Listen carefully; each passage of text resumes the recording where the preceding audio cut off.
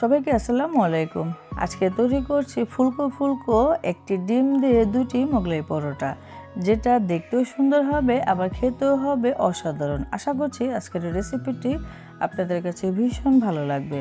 ভিডিওটি like share comment করতে ভুলবেন না। চ্যানেলটি সাবস্ক্রাইব করে আমার পাশেই থাকবেন সাপোর্ট করার জন্য। চলে এলাম আমি পুরো রেসিপিতে। আজকের এই মোগলাই পরোটা তৈরি করার জন্য আমার এখানে ময়দা লাগবে। আমি এখানে 1 কাপ পরিমাণে ময়দা, সেই সাথে আধা চা চামচ পরিমাণে লবণ এবং 1 টেবিল চামচ পরিমাণে চিনি দিয়ে খুব ভালো করে নেড়েচেড়ে মিশিয়ে দিলাম। হাতের কাছে ময়দা না থাকলে আপনারা আটা দিয়েও এই মোগলাই পরোটা বানাতে পারেন, তবে মোগলাই পরোটা আসলে ময়দা দিয়ে বেশি ভালো হয়। মিশানো হয়ে গেলে এখন এখানে 2 টেবিল চামচ পরিমাণে সয়াবিন তেল দিয়ে দিতে হবে। দিয়ে খুব ভালো করে মাখিয়ে নিতে হবে। এরকম ঝুরঝুরে হয়ে যাবে, তখন বুঝতে হবে হয়ে গিয়েছে। এখন নর্মাল তাপমাত্রার পানি দিয়ে একটি ডো তৈরি করে নিতে হবে। তো পানিটা একবারে না দিয়ে এরকম অল্প অল্প করে দিতে হবে আর একটি মসৃণ ডো তৈরি করতে হবে। তো 5 থেকে 6 মিনিট বা 7 মিনিট সময় নিয়ে মুথে নিতে হবে, এতে করে ডোটা খুবই ভালো হবে। এখন রেস্টে দেবো, উপরে সামান্য একটু তেল মেখে রেখে দিলাম।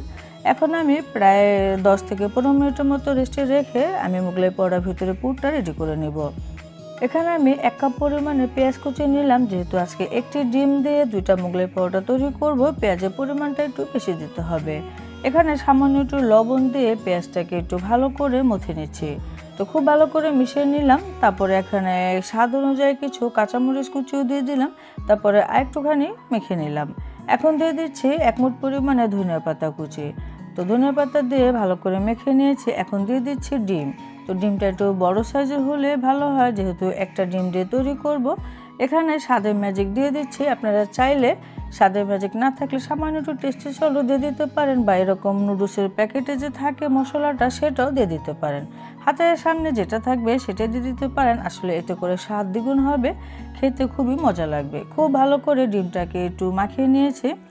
আমার এই মোগলাই পরোটার জন্য পুরটা কিন্তু একবারে রেডি হয়ে গিয়েছে। আপনারা চাইলে ডিমের পরিমাণ বেশিও দিতে পারেন, তবে একটি ডিম দিয়ে যে মোগলাই পরোটা তৈরি করলে মজার হবে না তা না, খুব মজা হবে। আপনারা তৈরি করলে আশা করছি ভীষণ পছন্দ হবে। তো ডোটা সেট হয়ে গিয়েছে, আমি দুটি ভাগে ভাগ করে নিলাম। এখন এই ডোটাকে আমি খুব বড় করে একটি রুটি বেলে নিব।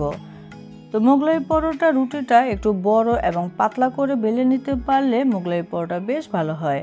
যতটুকু সম্ভব চেষ্টা করতে হবে রুটিটা যেন বেশ পাতলা হয়, তাহলে রুটিটা ভাঁজ দিতেও সুবিধা, আবার মোগলাই পরোটাও বেশ ভালো হবে। এখন সেই পুর দিয়ে দিচ্ছি, মাঝখানে দিতে হবে এবং এরকম স্কোয়ার শেপে দিয়ে দিচ্ছি, যেন আমরা যখন মোগলাই পরোটা ভাঁজ দেব তখন আমাদের এটাকে ফোল্ড করতে সুবিধা হয়। তো এখন আমি ভাঁজ দিয়ে দিচ্ছি। এভাবে করে একটু চেপে চেপে আটকে দিতে হবে, যেন ভিতরে ডিম কোনোভাবে বের না হয়। আপনারা চারো সাইডে পানি বা ডিম দিয়ে একটু ভিজিয়ে দিতে পারেন, এতে করে খুব সুন্দরভাবে আটকে যাবে। তো 2 সাইড আটকানো হয়ে গেলে আমি এখন এই পাশটাকেও আটকে দিচ্ছি। তো আটকানোর পর এরকম একটু চেপে চেপে দিতে হবে, তারপরে সরাসরি নিয়ে গরম তেলে দিয়ে দিতে হবে। তো গরম তেলে দেওয়ার সময় একটু সাবধানতার সাথে দিতে হবে, তা না হলে আবার হাতে তেল ছিটিয়ে আসলে হাত কিন্তু ঠোসা পড়ে যাবে। তো উল্টে পাল্টে মোগলাই পরোটা ভেজে নিতে হবে, আর মোগলাই পরোটা অবশ্যই ডুবো তেলেই ভাজতে হবে।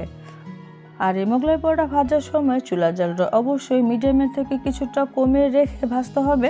একটু সময় নিয়ে এরকম কালার আসার আগ পর্যন্ত ভেজে নিতে হবে। তো একটু সময় নিয়ে ভাজলে মোগলাই পরোটা খেতে বেশি মজা লাগবে এবং খুব সুন্দরভাবে ভাজা হবে। প্রথমটা ভেজে নিয়েছি, দ্বিতীয়টা ভাজা হয়ে গিয়েছে, ফুলে বালিশের মতো হয়ে গিয়েছে, দেখে নিশ্চয়ই বুঝতে পারছেন। আপনারাও তৈরি করলে ঠিক এরকমই হবে বা এর থেকে বেশিও ভালো হতে পারে।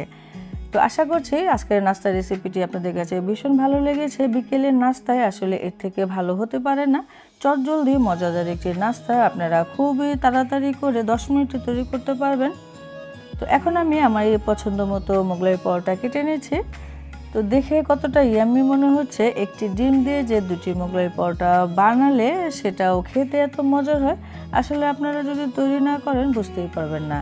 তো বিকেলের নাস্তায় বা সামনে রমজান আসছে, আপনারা সন্ধ্যায় ইফতারিতেও এরকম একটি নাস্তার আইটেম রাখতে পারেন। আশা করছি পরিবারের সকলের কাছে ভীষণ মজা লাগবে।